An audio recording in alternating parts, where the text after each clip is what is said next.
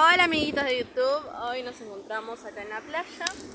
Hicimos una fogata con mi tío y con mi primo. Acá Mili está tirando ramitas. ¿Tuviste mucho miedo al venir? Sí. Y bueno, eso. Encima cuando llegamos no teníamos encendedor. Y bueno, eso. Te amo mucho. No me dijo yo igual, Qué triste, bueno. Acá están las cenizas de sus ex y de sus relaciones. Pero bueno, donde quedan cenizas, ¿cómo era? Donde hubo fuego quedó ceniza. Ahí Cuando está. hace barrer, se deja en la tina. Oh, pero bueno, nos vemos en el siguiente video. Es un video cortito, con miedo, pero acá hicimos por fin la fogata. Chao.